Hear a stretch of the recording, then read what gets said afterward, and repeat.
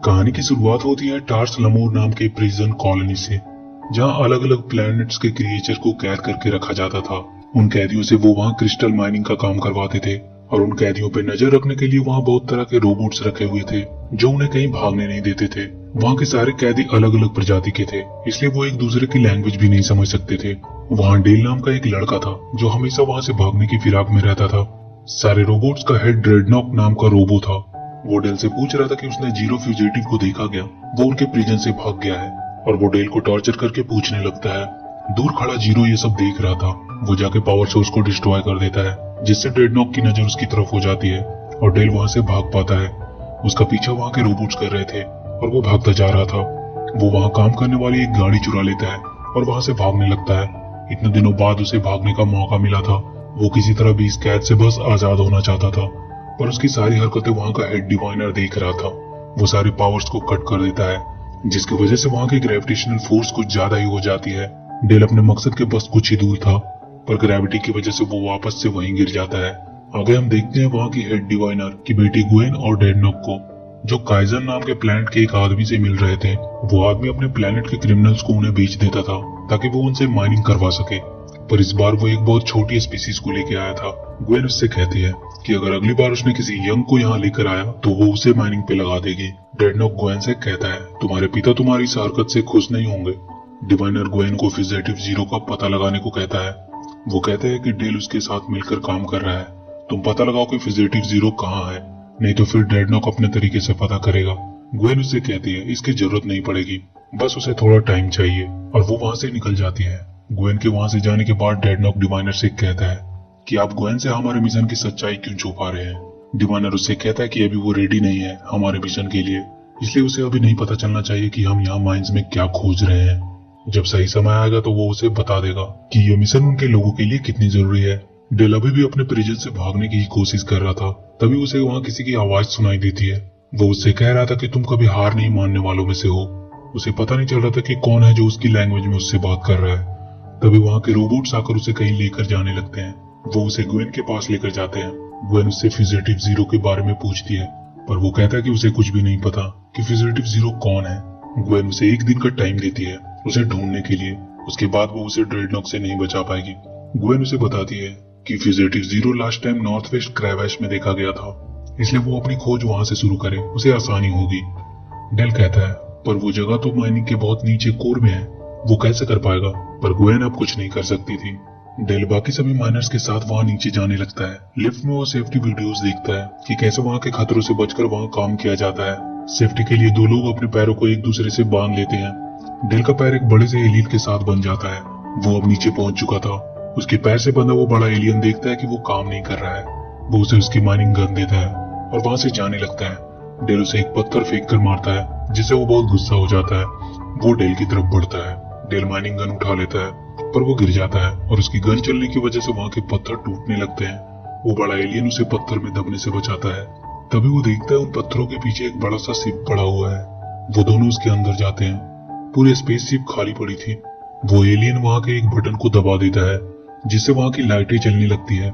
Del उससे कहता है कि तुमने ये क्या दबाया। वो कहता नहीं उसने कुछ नहीं दबाया। पर एक मिनट, वो दोनों अब एक दूसरे की लैंग्वेज को समझ रहे थे। उस स्पेसशिप के ट्रांसलेटर की वजह से शायद ऐसा हो रहा था। वो दोनों अपना नाम एक दूसरे को बताते हैं। उस एलियन का नाम रॉक टैग था। उसकी आवाज से डेल को पता चलता है कि रॉक दिखने में भले ही बड़ा है, पर वो एक बच्चा है। तभी वहां फ्यूजिटिव जीरो आता है। वो उसे देखकर समझ नहीं पा रहे थे कि ये रोबोट्स है या कोई और क्रिएचर। तब जीरो उन्हें बताता है कि वो मेडुशन है, जो कि एक एनर्जी बेस्ड लाइफ फॉर्म है, और उसने ये सूट खुद से बनाया है। डेल जीरो से पूछता है कि वो उसका पीछा क्यों कर रहा था। वो बताता है कि वो उसे बहुत क्यूरियस लगा। जब उसे पकड़कर यहाँ लाया गया था तो वो भी बहुत क्यूरियस था। उन लोगों ने उसे एक वेपन की तरह यूज किया, पर एक दिन वो भागने में कामयाब रहा। जीरो बताता है कि वो किसी का भी दिमाग पढ़ सकता है, पर डिवाइनर को समझ नहीं पाया। उसे सिर्फ इतना पता चल पाया कि वो यहाँ किसी अनोखी चीज को ढूंढ रहा है। डेल जीरो से ये शिप उड़ाने को कहता है ताकि वो लोग यहाँ से भाग सके। जीरो कहता है कि शिप को रिपेयर करने के लिए एक इंजीनियर की जरूरत पड़ेगी। रॉक और डेल जैंकोम नाम के एक इंजीनियर से बात करते हैं। वो अपने साथ ट्रांसलेटर मशीन रखे थे, इसलिए वो उससे आराम से बात कर सकते थे। वो उन्हें यहाँ से निकलने के बारे में बताते हैं, पर उसे उस शिप को ठीक करने में उनकी मदद करनी होगी। जैंकोम मान जाता है। वो उन्हें शिप में ले जाते हैं। डेल उसे ये शिप एक दिन में ठीक करने को कहता है, रॉक कहता है इतनी भी जल्दी क्या है। तब जीरो उन्हें बताता है कि उसने डेल का दिमाग पढ़ा है, इसने डिवाइनर की बेटी से डील की है उसे पकड़ने की, नहीं तो वो लोग उसे मार देंगे। आगे हम देखते हैं डेडनॉक को, जो ग्वेन से कहता है कि डेल अपनी जगह से गायब है, उसे ढूंढना होगा। इधर जैनकोम शिप की रिपेयरिंग में लगा हुआ था, तभी रॉक एक क्रिएचर को लेकर वहां आता है और उन्हें कहता है कि उसने इसका नाम मर्फ रखा है और ये हमारे साथ ही रहेगा। जीरो सेंस करता है कि वहां के रोबोट्स उनकी तरफ आ रहे हैं। डेल और रॉक जल्दी से वहां से बाहर आ जाते हैं। डेल रॉक को वो जगह सील करने को कहता है और वो जाकर ग्वेन से बात करता है।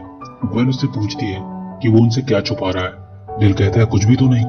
डेडनॉक को समझ में आ जाता है कि डेल झूठ बोल रहा है। वो उसे पकड़कर आउटर रिम में भेज देता है। ये ऐसी जगह थी जहाँ से लौट के शायद ही कोई आ पाता है। डेल को वहाँ काम पे लगा दिया जाता है। तभी वहाँ का अलार्म बजने लगता है और धमाके शुरू हो जाते हैं, पर डेल वहाँ से किसी तरह भागने में कामयाब रहता है। एक्चुअली में ये सारा प्लान डेडनॉक का ही था, क्योंकि वो चाहता था कि डेल वहाँ से भागे और फिर वो उसका पीछा करके फ्यूजिटिव जीरो तक पहुंच सके। डेल लौटकर शिप में आ जाता है। उसे उस शिप की सील को ठीक करने के लिए शिप के ऊपर भेज दिया जाता है। तभी वो देखता है ग्वेन वहां आई है और उसके साथ डेडनॉक की पूरी फौज भी थी। असल में डिवाइनर इसी शिप की खोज कर रहा था इतने सालों से। सारे लोग पकड़े जाते हैं। ग्वेन पूरी शिप को सर्च करने जाती है। डेल अपने फेशियल एक्सप्रेशन से जीरो को टेलीपैथिक मैसेज देता है कि डिवाइनर की डॉटर को कब्जे में लो, और इसी के साथ जैनकोम और रॉक उन सबसे लड़ने लगते हैं। वो सब शिप की तरफ भागते हैं। अंदर वो ग्वेन से लड़ते हैं और आखिर में रॉक उसे कंट्रोल कर लेता है। वहां के पत्थरों के टूटने से शिप खाई में गिरने लगती है। वो शिप को स्टार्ट करने की कोशिश कर रहे थे। डेल अभी भी शिप के ऊपर ही था। वो शील्ड को फिक्स करने लगता है, पर तभी डेडनॉक उस पर हमला कर देता है। डेल किसी तरह उसके हमले से बचता है, पर डेडनॉक उसे पकड़ लेता है। वो फिर से अपने एक्सप्रेशन से जीरो को शिप टर्न करने का एक सिग्नल देता है। जीरो शिप को टर्न कर देता है, जिससे डेडनॉक के हाथ से डेल छूट जाता है और फाइनली वो शील्ड को ऑन कर देता है। शील्ड ठीक होते ही शिप के चारों ओर एक मजबूत शील्ड बन जाती है। डेडनॉक का कोई भी वार उस पर असर नहीं करता है। डेल शिप के अब अंदर आ जाता है। उनका शिप वहां से निकलने ही वाला था कि डेडनॉक ने वहां की पाइप को उड़ा दिया और शिप उसे टकराकर क्रैश होने वाली थी। उन्हें कोई आइडिया नहीं था कि अब वो क्या करें। तभी वो मर्फ आकर वहां एक बटन दबा देता है और उस शिप के लेजर से एक्टिवेट हो जाते हैं, जो सामने वाली किसी भी चीज को तबाह कर सकते थे। वो सब अब उस प्लेनेट से बाहर आ चुके थे। डेल ग्वेन को स्टार्स दिखाता है, जिसे देखने का सपना उसने कई सालों से देखा था। अब उन सबके पास एक प्रॉब्लम थी कि वो यहाँ से आगे कहाँ जाएं। तभी उस शिप की एआई असिस्टेंट वहां पॉपअप होती है। वो उनसे कहती है कि वो स्टारफ्लीट की तरफ से उनकी ट्रेनिंग एडवाइजर है। वो सब उसे देखकर हैरान थे। वो उन्हें बताती है कि उसका नाम कैथरीन जेनवे है और वो उनकी ट्रेनिंग एडवाइजर होगी। उसे प्रोग्राम किया गया है प्रोटोस्टार क्रू के फेडरेशन स्पेस वापस जाने की जर्नी में असिस्ट करने के लिए। रॉक पूछता है कि ये फेडरेशन क्या है। तब जेनवे उसे पूछती है कि तुम्हारा कैप्टन कौन है और तुम लोग स्टारफ्लीट के क्रू हो और तुम्हें फेडरेशन के बारे में नहीं पता। डेल कहता है कि वो कैप्टन है और वो उससे झूठ बोलता है कि वो लोग स्टारफ्लीट के कैडेट्स हैं। वो एक बार जेनवे को फेडरेशन के बारे में फिर से एक्सप्लेन करने को कहता है। जेनवे उन्हें बताती है कि यूनाइटेड फेडरेशन ऑफ प्लैनेट अलग अलग प्लैनेट्स और स्पीसीज का ग्रुप है जो कि यूनिवर्स में इक्वलिटी और लिबर्टी को बनाए रखते हैं। ये फेडरेशन यूनिवर्स को एक्सप्लोर करती है ताकि नए नए स्पीसीज और उनके सिविलाइजेशन को ढूंढा जा सके और यूनिवर्स में पीस और फ्रीडम मेंटेन की जाए।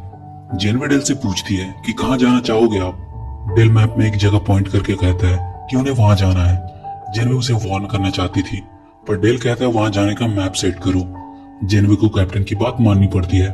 रॉक डेल से पूछते हैं कि हम कैडेट्स होने का झूठ क्यों बोल रहे हैं। जीरो कहता है हमें सच बता देना चाहिए, फेडरेशन हमारी सुरक्षा जरूर करेगा डिवाइनर से। पर डेल कहता है वो किसी फेडरेशन पे बिलीव नहीं कर सकता और उन्हें क्या पता ये फेडरेशन असलियत में कैसी है। क्या वो किसी अनजान स्पीसीज की मदद भी करेंगे। जब तक वो यहाँ है ये सिर्फ उनका है और वो जो चाहे अपने हिसाब से कर सकते हैं। ग्वेन को वो एक सेल में बंद कर देते हैं। ग्वेन उन्हें वार्न करती है कि उसके फादर से ढूंढते हुए यहाँ आएंगे, फिर वो बच नहीं पाएंगे। इधर डिवाइनर बहुत गुस्से में था। वो डेडनॉक को शिप तैयार करने को कहता है। वो उनके पीछे जाएगा। वो सब शिप को एक्सप्लोर कर रहे थे। डेल वहां का कमरा देखकर काफी ज्यादा खुश था। ऐसी लाइफ उसने बस अपने सपनों में ही देखा था। रॉक ग्वेन के लिए खाना लेके जाता है। रॉक ग्वेन से कहता है इतने सालों से वो लोग हमें ऐसे ट्रीट करते रहे, तुमने उन्हें रोकने की कोशिश क्यों नहीं की। ग्वेन कहती है उसके फादर ने मना किया था, कहा था कि ये सब क्रिमिनल्स हैं। रॉक कहता है वो क्रिमिनल नहीं है, उसने एक ही क्राइम किया है कि वो पकड़ा गया। वो उसे खाना देकर चला जाता है। शिप का अलार्म बजने लगता है। सब पता करते हैं कि हो क्या रहा है। जेनवे उन्हें बताती है कि हमें एक स्टार की ग्रेविटेशनल फोर्स अपनी तरफ खींच रही है। डेल जेनवे से कहता है कोई बात नहीं, वो लोग मैनेज कर लेंगे और वो जेनवे की मदद लेने से मना कर देता है। वो जीरो को शिप टर्न करने को कहता है ताकि वो उस स्टार से दूरी बना सके, पर उस स्टार के ग्रेविटेशनल फोर्स को काउंटर करने के लिए उन्हें इंजन में शिप की सारी पावर चाहिए। जैंकोम सारे पावर को मेन इंजन में डाइवर्ट कर देता है, जिसकी वजह से ग्वेन का सेल खुल जाता है। वो वहां से भागने की कोशिश करती है। वो वहां के वैक्यूम रेप्लिकेटर मशीन को एक शटल क्राफ्ट बनाने को कहती है, जिसकी मदद से वो वहां से भाग सके। मशीन एक शटल क्राफ्ट बनाने लगती है। डेल देखता है ग्वेन अपने सेल से गायब है। वो रॉक को उसे पकड़ने भेजता है। रॉक जाकर उसे रोकने की कोशिश करता है। वो दोनों लड़ने लगते हैं। शटल क्राफ्ट बस अब कंप्लीट ही होने वाला था। रॉक उसे रोकने की पूरी कोशिश कर रहा था। तभी ग्वेन वहां के ग्रेविटेशनल फोर्स को कम कर देती है, जिसकी वजह से सब फ्लोट होने लगते हैं। अब डेल के पास कोई रास्ता नहीं था। उसका शिप तेजी से स्टार की तरफ बढ़ रहा था। वो हेल्प के लिए जेनवे को बुलाता है। वो आकर ग्रेविटी को स्टेबलाइज करती है। रॉक ग्वेन को पकड़ लेता है। जेनवे शिप को स्टार में क्रैश होने से बचाने में उनकी मदद करती है। उनका शिप उस स्टार से दूर चला जाता है। ग्वेन को फिर से सेल में बंद कर दिया जाता है। डेल जेनवे को थैंक्स बोलता है कि उसने आज उन लोगों की जान बचा ली। डेल जेनवे को उन्हें उस शिप की सारी फंक्शनिंग सिखाने को कहता है। जेनवे कहती है अभी तो बस शुरुआत है। इधर डिवाइनर अपने शिप के साथ पूरी तरह से तैयार था। उन्हें उनकी शिप की ट्रेसिंग मिल चुकी थी और वो उन्हें ढूंढने के लिए निकल जाता है। जेनवे उन लोगों को उस शिप के बेसिक बताने लगती है और फिर उसने उन्हें वो बताया जो उन्हें चाहिए था, ऑटो पायलट। अब उन्हें किसी बात की टेंशन नहीं थी। वो शिप को ऑटो पायलट मोड में डालकर आराम से सोते थे। डेल डिवाइनर से जितना दूर हो सके चले जाना चाहता था ताकि वो कभी उन्हें दोबारा न पकड़ सके। उसकी शिप का अलार्म एक बार फिर से बजने लगता है। जेनवे बताती है कि उसके कंप्यूटर ने एक प्लेनेट को डिटेक्ट किया है जिसमें लाइफ होने की संभावना है। हमारी क्रू वहां रुकेगी और वहां के सैंपल इकट्ठा करेगी। पर डेल कहता है उसे कहीं भी रुकना नहीं है। तब जेनवे उसे बताती है तुम लोग स्टार फ्लीट के कैडेट्स हो और तुम्हारा काम ही है प्लेनेट डिस्कवर करना। अगर तुम नहीं माने तो वो फेडरेशन को रिपोर्ट करेगी। डेल कहता है इसकी कोई भी जरूरत नहीं है। वो लोग जाएंगे सैंपल इकट्ठा करने और फिर उनका शिप एक प्लेनेट पे लैंड करता है। जेनवे उन सबको ट्रैकिंग डिवाइस देती है और एक इमरजेंसी वेपन भी देती है ताकि मुसीबत में वो सब इसका इस्तेमाल कर सके। वो उन्हें वहां की एक सबसे मजबूत और शानदार कार दिखाती है जो उन्हें बहुत पसंद आती है। रॉक जेनवे से पूछता है कि तुम हमारे साथ नहीं आ रही हो। जेनवे कहती है होलोग्राम शिप के बाहर नहीं जा सकते। वो सब शिप से बाहर आ जाते हैं। जेनवे सबको साथ में ही रहने को कहती है, पर डेल अकेला ही वो कार लेके चला जाता है और चारों अकेले अकेले घूमने लगते हैं। इधर ग्वेन अपनी पावर की मदद से अपने हथियार को अपने पास बुलाती है और सेल को तोड़कर बाहर आ जाती है। जेनवे उसे रुकने को कहती है, पर उस शिप को वो अपने कंट्रोल में ले लेती है। वो जेनवे के प्रोग्राम को भी ओवरराइड कर देती है। उसे इस शिप के बारे में कुछ ज्यादा ही नॉलेज थी क्योंकि उसके फादर ने बचपन से उसे इन्हीं सब चीजों के बारे में पढ़ाया था। ग्वेन अपना मैसेज अपने फादर तक पहुंचा देती है कि शिप उसके कंट्रोल में है। वो उन्हें अपना लोकेशन भी बता देती है। रॉक को थोड़ी दूर चलने पर छोटे छोटे जानवर दिखाई देते हैं। वो सब रॉक से आकर लिपट गए। जीरो को भी एक बड़ी सी वहां मशीन दिखाई देती है जिसके लिए वो कुछ ज्यादा ही क्यूरियस था। डेल को चलते चलते वहां दो लोग दिखाई देते हैं। वो जाकर उनसे बात करने की कोशिश करता है। तभी वहां जेनवे आती है। वो डेल से कहती है तुम हमेशा से अपने पेरेंट्स को देखना चाहते थे, पर तुम्हें यह भी नहीं पता कि वो दिखते कैसे हैं। ये जगह तुम्हें वो सब दिखाती है जो तुम अपनी जिंदगी में पाना चाहते हो। क्या तुम यहाँ रहना चाहोगे? डेल कहता है पर जेनवे तो शिप से बाहर नहीं आ सकती। कौन हो तुम? तब जेनवे डेल पे हमला कर देती है। डेल अपना इमरजेंसी वेपन यूज करता है और उससे बचकर वहां से बाहर निकलता है। ऐसा लग रहा था मानो ये पूरी प्लेनेट एक इल्यूजन है। वो सबको अपने वहम में फंसाकर मार डालते हैं। वो वहां से भाग जाता है ताकि अपने दोस्तों को बचा सके।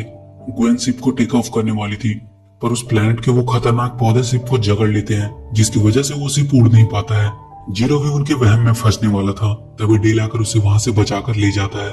वो रॉक की तरफ बढ़ते हैं। वो देखते हैं रॉक हंस रहा है और वो पौधे उसे जमीन के अंदर खींच रहे हैं। जीरो उसे पत्थर मार के जगाता है और उसे वो वहां से बाहर निकालता है। डेल उसे बताता है कि यहाँ कुछ भी रियल नहीं है। वो जैंकोम को भी जाकर बचाते हैं और वो चारों अपनी शिप की तरफ बढ़ जाते हैं। वो देखते हैं उनका शिप टेक ऑफ करने वाला है, पर वहां के पौधे पूरी तरह से शिप को जकड़ कर रखे हुए हैं। जेनवे ग्वेन से कहती है ये शिप अब गिरने वाली है, यहाँ से बाहर निकलो। ग्वेन भागकर एक शटल क्राफ्ट में बैठ जाती है। वो देखती है मर्फ भी वही है। शिप एक खाई में जाकर गिरती है, पर ग्वेन शटल क्राफ्ट के थ्रू उससे बाहर निकलने में सफल रहती है। वो मर्फ को भी अपने साथ ही बचाकर ले आती है। ग्वेन का एक पैर फ्रैक्चर हो जाता है। डेल उस पर गुस्सा करता है कि उसने शिप की चोरी करने की कोशिश की। तभी डेल की कार में जेनवे का एक मैसेज आता है कि शिप उनसे 10 किलोमीटर दूर सेफली लैंडेड है। वो जल्दी से उन्हें वहां पहुंचने को कहती है, पर उनके कार को भी तब तक वो पौधे निगल चुके थे। अब उन्हें शिप तक चलकर जाना था। जेनवे चल नहीं सकती थी, तो उसने अपने उस मैजिक हथियार से अपने पैरों को सहारा दिया और वो उनके साथ आगे बढ़ने लगी। वहां से कुछ दूर चलने पर उन लोगों को अजीब सी डरावनी आवाजें आ रही थी। जेनवे तब तक सिप को उन खतरनाक पौधों से मुक्त करवाने में लगी थी। वो सारे लोग उस जंगल में ही घूम रहे थे, पर अभी भी सिप उनसे 10 किलोमीटर दूर ही था। ऐसा लग रहा था मानो ये जंगल उन्हें गोल गोल ही घुमा रही है। तभी वो पौधे उन पर हमला कर देते हैं। ग्वेन एक लकड़ी के टुकड़े में आग लगाकर उनकी तरफ फेंकती है, जिससे वहां चारों तरफ आग लग जाती है। वो किसी तरह वहां से बचकर निकलते हैं। सब ग्वेन को थैंक्स बोलते हैं इसके लिए। तभी उन पे एसिड रेन होने लगती है। वो लोग अपने आप को किसी टूटे हुए शिप में जाकर बचाते हैं।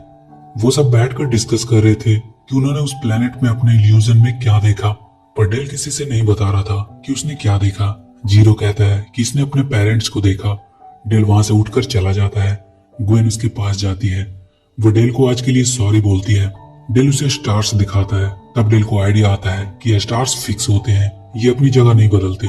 मतलब इनको फॉलो करते हुए वो अपनी शिप तक पहुंच सकते हैं। वो बाकी सबको बताते हैं और स्टार्स को फॉलो करते हुए आगे बढ़ने लगते हैं। तभी उन्हें ड्रेडनॉक दिखाई देता है। वो उन्हें पकड़ने लगता है। ग्वेन उन सबको वहां से भगाती है। ड्रेडनॉक ग्वेन के पैरों पे अटैक करता है, जिससे वो गिर जाती है। बाकी सारे लोग भागने लगते हैं। वो ड्रेडनॉक से बचने के लिए वहीं छुप जाते हैं। ग्वेन वहीं गिरी पड़ी थी। वो पौधे अब उसे जकड़ने लगे थे।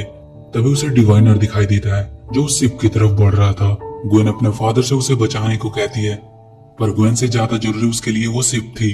वो ग्वेन को मरने के लिए छोड़कर शिप की तरफ बढ़ जाता है। पर ये क्या, ये तो डिवाइनर का इल्यूजन था। वहां कोई भी शिप नहीं थी। डेल अपने दोस्तों के साथ अपने शिप में वापस आ जाता है। डेल जाने से पहले ग्वेन को भी रस्सी के सहारे वहां से उठाकर शिप में ले आता है। ग्वेन उन्हें थैंक्स बोलती है और वो लोग अब उस प्लेनेट से बाहर निकल जाते हैं। ड्रेडनॉक डिवाइनर को बताता है कि ग्वेन ने उन्हें धोखा दिया है। डिवाइनर इतनी जल्दी उन्हें छोड़ने वाला नहीं था। वो अब भी उनके शिप का पीछा कर रहा था। उनके शिप को स्पीड चाहिए थी ताकि वो डिवाइनर की शिप से पीछा छुड़ा सके। जीरो बताता है कि इस शिप का नाम प्रोटो स्टार है, क्योंकि इसके अंदर एक बेबी स्टार जितनी पावरफुल इंजन है, पर उसे ऑन करना हम में से किसी को नहीं आता है। डिवाइनर उन्हें सरेंडर करने को कहता है। ग्वेन उसे कहती है कि तुमने मुझ में और शिप में अपने शिप को चुना।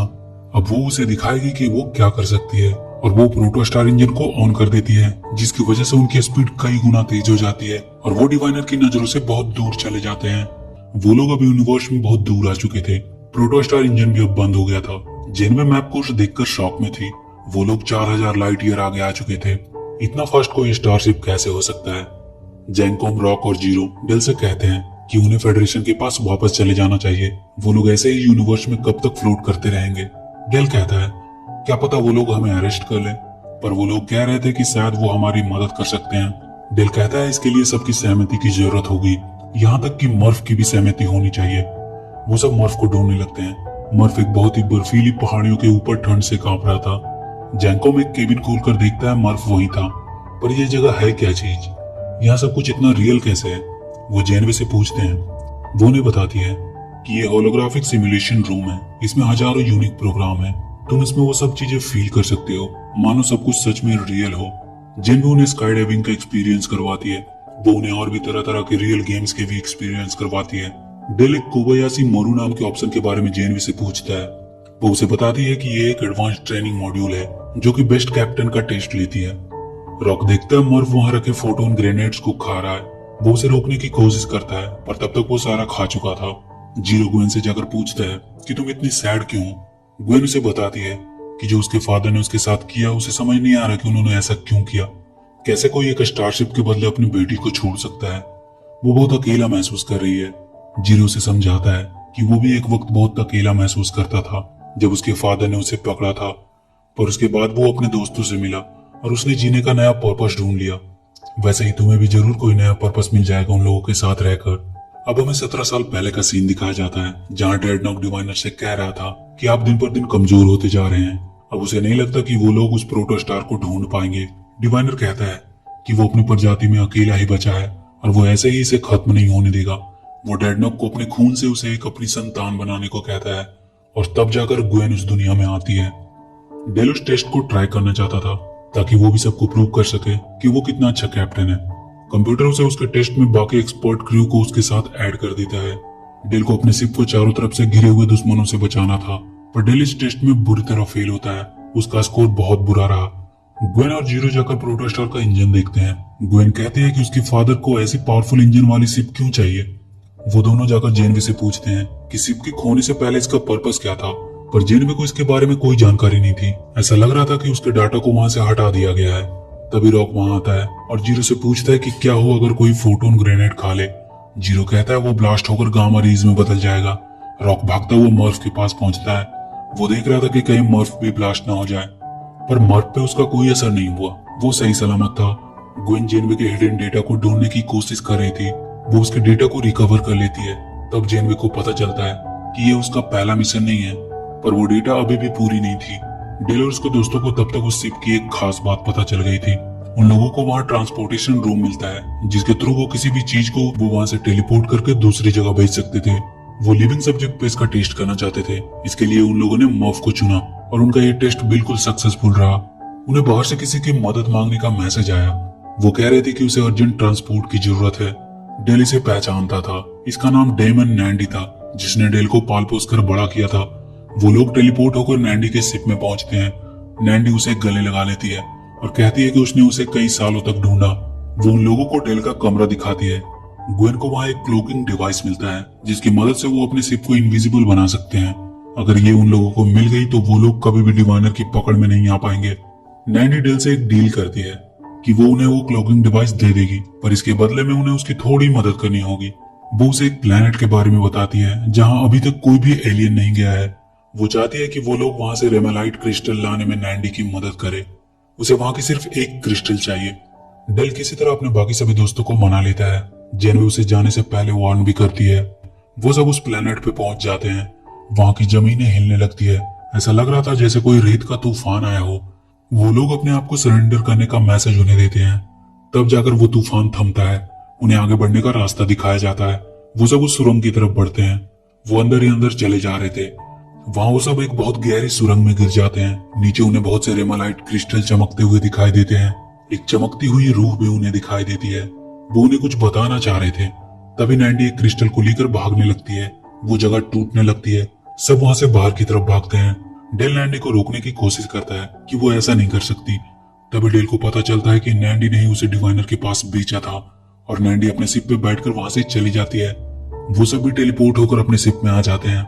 डेल ने अपना ट्रैकर उस क्रिस्टल पे लगा दिया था और उसी की मदद से वो उसे टेलीपोर्ट करके वापस से उसे उसके सही जगह पे पहुंचा देता है। डेल बहुत गिल्टी महसूस कर रहा था। नैंडी उसके साथ ऐसा कैसे कर सकती है? वो तो उसके बेटे जैसा था। ग्वेन उसे समझाती है कि इसमें उसकी कोई गलती नहीं। समय के साथ हमें पता चलता है कि कौन अपना है और कौन परा है। इसी बात से नाराज होकर नैंडी डिवाइनर से बात करती है और उसे उनके शिप के लोकेशन का कोऑर्डिनेट्स भेज देती है। ड्रेडनॉक डिवाइनर से कहता है कि वो लोग काफी आगे निकल चुके हैं। उन्हें पकड़ने में उनके शिप को कई महीने लग जाएंगे। डिवाइनर कहता है अगर हमें उनका लोकेशन पता है तो और भी कई तरीके हैं जिससे वो उन्हें अपनी प्रेजेंस बता सकता है और वो उनके शिप के व्हीकल रेप्लिकेटर को ओवरराइड करके अपना एक रोबोट बनाने लगता है। उनका शिप एक टाइकोन स्टॉर्म से होकर गुजरने वाला था। जैंकोम प्रोटोस्टार इंजन को ठीक करने में लगा हुआ था। तभी अचानक से इंजन में एनर्जी फ्लक्चुएशन होती है और उससे पिंक कलर का एक लेयर निकलता है जो सबके पास से गुजरता है। सब हैरान थे कि ये क्या हुआ। जेन पे जैंकोम को बताती है कि कंप्यूटर के हिसाब से उसके अलावा और कोई भी इस शिप पे नहीं है। ये कैसे हो सकता है? इंजन का कोर ब्रीच होने वाला था। जैंकोम तेजी से उसे ठीक करने की कोशिश करने लगता है। तभी एक ब्लास्ट होता है और जेनवे कहीं और पहुंच जाती है। वो बाकी सभी को ढूंढने लगती है। उसे रॉक दिखाई देता है। रॉक जेनवे से कहता है कि बाकी सब कहाँ हैं? उसे यहाँ कोई भी नहीं मिल रहा है। जेनवे देखती है रॉक के पास सब कुछ बहुत स्लो मो में हो रहा है। जेनवे रॉक को बताती है कि जब हमारा शिप उस टाइकोन स्टॉर्म से गुजरा तो वहाँ कुछ अनयूजुअल हुआ। सबके सब सेम शिप में हो पर अकेले अकेले डिफरेंट टाइम जोन में और सब अलग अलग स्पीड से मूव कर रहे हो। जेनवे रॉक से कहती है कि तुम्हारे पास 10 मिनट है। तुम्हें इंजन को कोर ब्रीच होने से रोकना होगा, पर तुम्हारे जोन में टाइम बहुत स्लो है, इसलिए 10 मिनट तुम्हारे लिए कई साल के बराबर होगा। वो रॉक को इंजन के टेक्निकल टर्म्स बताने लगती है। रॉक को समझ में कुछ भी नहीं आ रहा था। वो बहुत डरा हुआ था। वो अपना कान बंद कर लेता है और कंप्यूटर से जेनवे को बंद करने को कहता है। जेनवे वहां से अब जीरो के पास पहुंचती है। जीरो को सब कुछ पता था। वो जेनवे से पूछती है कि रॉक का टाइम उससे स्लो है या फास्ट। जेनवे बताती है कि रॉक का टाइम उससे बहुत स्लो है। जीरो को अब समझ में आ चुका था कि वो लोग ऑसिलेटिंग टाइम में फंस गए हैं। वो जेनवे को बताता है कि टाइम एक साइन वेव की तरह काम करता है। जो ब्लास्ट के सबसे करीब था जैसे कि जैनकोम, उसका टाइम सबसे फास्ट था और उसके बाद रॉक जिसका सबसे स्लो, और रॉक के बाद जीरो है। मतलब उसके पास अब ज्यादा टाइम नहीं बचा है। तभी इंजन के कोर ब्रिज होने का अलार्म बजने लगता है। जीरो एक वार्प मैट्रिक्स का डिजाइन तैयार कर रहा था जिसकी मदद से इंजन के फ्रैक्चर को कंट्रोल किया जा सकता था, पर उसके पास टाइम नहीं था। इसलिए वो जेनवे के साथ वो डिजाइन किसी और के पास भेजता है ताकि वो इसकी मदद से वार्प मैट्रिक्स बना सके और इंजन को बचा सके। जेनवे डेल के पास पहुंचती है। वो अभी भी गेम खेलने में बिजी था, उसे पता ही नहीं था कि हुआ क्या है। जेनवे उसे सब कुछ बताती है और कहती है कि सब गायब हो चुके हैं, उसे जल्दी से किसी तरह भी ये वार्प मैट्रिक्स बनानी होगी। डेल वैकल रेप्लिकेटर से उसे बनाने का सोचता है, पर वो भी काम नहीं कर रहा था। किसी ने उसमें बहुत बड़ी फाइल लोड की हुई थी। जेनवे बताती है कि टाइम एनामोली के चलते ये रेप्लिकेटर काम नहीं कर रहा है, उसे जल्दी से कुछ और सोचना होगा। डेल वहीं के कुछ सामानों का यूज करके एक वार्प मैट्रिक्स बना देता है। वो जल्दी से इंजन रूम में उसे लगाने पहुंचता है, पर उसके पास उसका कपलर नहीं था। जेनवे उस मैट्रिक्स को लेकर ग्वेन के पास पहुंचती है। ग्वेन कपलर ढूंढने लगती है, पर उसे मिल नहीं रही थी। तभी वो देखते हैं कि वहाँ के वैकिल रेप्लिकेटर ने ड्रेडनॉक जैसा ही एक रोबोट बनाया है जो उनकी तरफ आ रहा है। ग्वेन समझ जाती है उसके फादर का ही काम है। जेनवे बताती है कि उसका टाइम जो नॉर्मल के काफी करीब है, इसलिए उसका रेप्लिकेटर काम कर रहा है और बाकी किसी का भी काम नहीं कर रहा है। वो रोबोट अब अंदर आ चुका था। ग्वेन उस पर हमला करती है, पर यह उसके लिए काफी नहीं था। वो कुछ कोड्स डालकर जेनवे के फाइल्स को ही इरेज कर देता है। वो ग्वेन से कहता है कि वो इस शिप को डिवाइनर के पास ले जाएगा। ग्वेन कहती है बहुत जल्दी शिप एक्सप्लोड होने वाली है, तुम कभी इसे नहीं ले जा पाओगे। तभी वो रोबो वहाँ से एक कपलर निकालता है और ग्वेन को वहीं बंद करके उस वार्प मैट्रिक्स को लेकर इंजन रूम में पहुंचता है। वो प्लग लगाने ही वाला होता है कि ग्वेन इंजन के पीछे का डोर खोल देती है और वो रोबो शिप से बाहर गिर जाता है, पर इसमें उसका वार्प मैट्रिक्स भी बाहर गिर जाता है। आगे हम रॉक को देखते हैं जो कि अपने बहुत ही स्लो टाइम जोन में बिल्कुल अकेला था। उसे ग्वेन का एक मैसेज आता है। वो उससे कहती है कि तुम सबको बचा सकते हो। वो उसे वार्प मैट्रिक्स का डिजाइन भेजती है और कपलर कहाँ मिलेगा ये भी बताती है। रॉक कहता है पर वो ये सब के बारे में कुछ भी नहीं जानता, वो ये सब नहीं कर पाएगा। ग्वेन कहती है कि उन सबको उस पर विश्वास है, वो कर सकता है। जेनवे फिर से रॉक के पास आ जाती है। वो रॉक से पूछती है कि वो वापस कैसे आ गई। रॉक कहता है कि उसने उसके प्रोग्राम को वापस से सही कर दिया, उसे ये करने में 276 ट्राई लगे। रॉक ने वार्प मैट्रिक्स भी बना लिया था। जेनवे उसे इंजन रूम में ले जाती है और रॉक के प्लग लगाते ही वापस से वो पिंक लेयर निकलता है और सब वापस से एक शिप में आ जाते हैं। सब रॉक को देखते ही उसे गले लगा लेते हैं। ग्वेन रॉक से पूछती है कि तुमने ये सब कैसे किया। रॉक उन्हें बताता है कि वो उसके इंस्ट्रक्शन को फॉलो करता गया और उसने अपने आप को क्वांटम साइंस, कंप्यूटर इंजीनियरिंग और बहुत सारा मैथ सिखाया। उसने सिर्फ अपने दोस्तों को पाने के लिए इतना सब कुछ किया था। जेनवे उनसे कहती है कि अब तुम लोग एक स्टार फ्लीट के क्रू बन चुके हो जो किसी भी मुसीबत का साथ मिलकर सामना कर सकते हैं। सब लोग रॉक के काम की तारीफ कर रहे थे। डिवाइनर का भेजा हुआ रोबोट भी वही था जो मशीन के खराब होने की वजह से पूरी तरह नहीं बन पाया था। तभी दिल से वो रोबोट गिर जाता है और उसमें से वो लोग डिवाइनर का एक मैसेज देखते हैं जो उसने उन्हें भेजा था। वो कह रहा था कि उनके पास एक दिन का टाइम है, अगर वो लोग प्रोटोस्टार को उसे लौटा देते हैं तो वो वहाँ कैद सभी माइनर्स को छोड़ देगा। अगर वो लोग ऐसा नहीं करते हैं तो इसका खामियाजा भी उन बेकसूर माइनर्स को ही भुगतना होगा। सब आपस में डिस्कस कर रहे थे कि उन्हें क्या करना चाहिए। जीरो उन्हें बताता है कि उनके पास दो रास्ते हैं, या तो वो फेडरेशन के पास वापस जा सकते हैं या फिर टार्स लमोरा जाकर डिवाइनर से उन माइनर्स को छुड़ाएं। और आखिर में सब मिलकर डिसाइड करते हैं कि वो लोग उन माइनर्स को छुड़ाने जाएंगे क्योंकि उनका दर्द उनसे बेहतर कौन जान सकता है। वो सब तैयारी करने लगते हैं ताकि वो डिवाइनर से बचाकर उन सभी माइनर्स को सही सलामत ला सके। और अब वो सब पूरी तरह से तैयार थे उस डिवाइनर का सामना करने के लिए। वो अपना सिर्फ टार्स लमोरा की तरफ मोड़ देते हैं और वो लोग बहुत जल्द टार्स लमोरा पहुंच जाते हैं। डिवाइनर उनके शिप को अपने शिप के पास लैंड करवाता है। डिवाइनर अपने वादे के मुताबिक सारे कैदियों को रिलीज कर देता है। वो वहाँ के सारे रोबोट्स को भी डिसेबल कर देता है, पर डिवाइनर उनसे कहता है कि वो ग्वेन को अपने साथ ले जाएगा और उसके बदले में वो उन लोगों को अपनी शिप दे देगा। सब ग्वेन को मना करते हैं, पर वो कहती है कि तुम लोग बिना शिप के यहाँ फंस कर रह जाओगे, इसलिए वो डिवाइनर के साथ जाने को मान जाती है। डिवाइनर उनका शिप और ग्वेन को लेकर वहाँ से चला जाता है।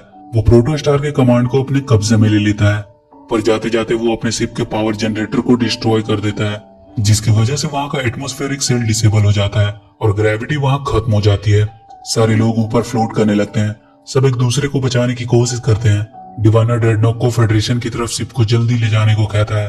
ग्वेन उससे पूछती है कि उसका मकसद क्या है, वो क्या करना चाहता है, क्यों उसके लिए उसकी बेटी से बढ़कर यह शिप जरूरी था। डिवाइनर कहता है वो अपने फर्ज से बंधा हुआ है और वो इसके बीच किसी को भी नहीं आने दे सकता। ड्रेडनॉक डिवाइनर से कहता है फेडरेशन तक जाने के लिए उसे प्रोटोस्टार का मेन इंजन ऑन करना होगा, पर उसका प्रोटोकोर वहाँ से गायब है। वो उसे अपने साथ लेकर चले गए हैं, उन्होंने हमें धोखा दिया है। वो लोग प्रोटोकोल को मर्फ के अंदर छुपा कर ले गए थे। अब उनका प्लान स्टार्ट होता है। वो अपना लाया हुआ सूट पहन लेते हैं ताकि बिना ग्रेविटी के भी वो बाकी सभी लोगों को बचा सके। वो जीरो के जैसा एक और सूट बनाकर लाए थे जिसमें वो लोग मर्फ को छुपा कर रखे हुए थे, जिसके पास प्रोटोकोल था। डेल बाकी सभी लोगों को शिप में जाने को कह रहा था। रॉक और जेंकम इंजन रूम में जाते हैं ताकि वो पावर जनरेटर को फिर से ठीक कर सके, पर तभी वहां के रोबोट्स फिर से एक्टिव हो जाते हैं। वो दोनों किसी तरह उनसे बचकर इंजन रूम में पहुंचते हैं। रॉक जल्दी से पावर जनरेटर को ठीक करने लगता है और जेंकम तब तक उन रोबोट्स को संभालता है। रॉक के जनरेटर ठीक करते ही एटमॉस्फेरिक शील्ड फिर से सही हो जाती है और वहां वापस से ग्रेविटी नॉर्मल हो जाती है। डेल देखता है डिवाइनर फिर से उनके पास आ रहा है। तभी ड्रेडनॉक वहां आता है और उनके प्रोटोकोल को छीनने लगता है, पर तब तक वहां के सारे माइनर्स एक साथ हो चुके थे। अब वो एक दूसरे की भाषा भी समझ सकते थे क्योंकि उनके पास यूनिवर्सल ट्रांसलेटर जो था। वो सब मिलकर ड्रेडनॉक को मार देते हैं, पर वो प्रोटोकोल को डिवाइनर के पास भेजने में सफल रहता है। डेल सबको जल्दी से शिप में बैठने को कहता है। वो लोग डिवाइनर के पीछे जाएंगे और वो डिवाइनर का शिप लेकर निकल जाते हैं। डिवाइनर अब स्टारफ्लीट की तरफ जाने वाला था।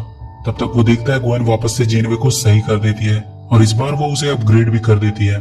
अब वो किसी को मार भी सकती थी और वो बहुत जल्द डिवाइनर को हरा देती है। डिवाइनर ग्वेन को कहता है कि प्लीज ऐसा मत करो, वो अभी भी अपने लोगों को बचा सकती है। ग्वेन अब पूरी सच्चाई जानना चाहती थी। डिवाइनर सिमुलेशन रूम में ग्वेन को अपने प्लेनेट सोलम को दिखाता है। ग्वेन को वो बताता है कि वहाँ स्टारफ्लीट के आने के बाद उनके बीच सिविल वॉर शुरू हो गया और उनका प्लेनेट पूरी तरह से बर्बाद हो गया। वो ग्वेन से कहता है कि वो टाइम के पीछे जाकर पूरे स्टारफ्लीट को खत्म कर देगा और इससे उनका प्लेनेट कभी बर्बाद नहीं हो पाएगा। डेल टेलीपोर्ट होकर वहां से उनके शिप में चला जाता है। ग्वेन डिवाइनर से कहती है कि वो उसकी इस हैवानियत में उसका साथ नहीं दे सकती। तभी वहां डेल आ जाता है। डिवाइनर उसे अपने पावर से बांध देता है। ग्वेन भी डिवाइनर से लड़ नहीं सकती थी। डिवाइनर देखता है जीरो वहां आया है। जीरो कहता है कि उसने उसे एक हथियार की तरह यूज किया। अब वो उसे दिखाएगा कि वो क्या चीज है। जीरो अपना सूट खोलकर फेंक देता है। वो एक अजीब सी रोशनी में बदल जाता है। डिवाइनर उससे तड़पने लगता है। डेल ग्वेन को उसकी तरफ देखने से मना करता है, पर डेल के शर्ट में लगे ट्रांसलेटर में ग्वेन उसकी रिफ्लेक्शन देख लेती है और वो वहीं बेहोश हो जाती है। डेल जीरो को ये सब रोकने को कहता है। जीरो रुक जाता है। डिवाइनर की हालत पूरी तरह से खराब थी। जीरो बहुत गिल्टी महसूस कर रहा था कि उसकी वजह से ग्वेन की ये हालत हुई। सारे लोग अब वहां आ जाते हैं। डिवाइनर को वहीं टार्स लमोरा में कैद कर दिया जाता है। कुछ दिन बाद ग्वेन भी ठीक हो जाती है। बस उस टाइम की मेमोरी उसकी लॉस हो चुकी थी और अब सारे लोग अपने प्रोटोस्टार को स्टारफ्लीट की तरफ रवाना कर लेते हैं। स्टारफ्लीट के लोग भी सेंसर में अपने खोए हुए प्रोटोस्टार को डिटेक्ट करते हैं और उनका एक शिप उन्हें ढूंढने को निकल जाता है। वीडियो अगर अच्छी लगे तो प्लीज चैनल को सब्सक्राइब करके बेल आइकन जरूर दबा लें।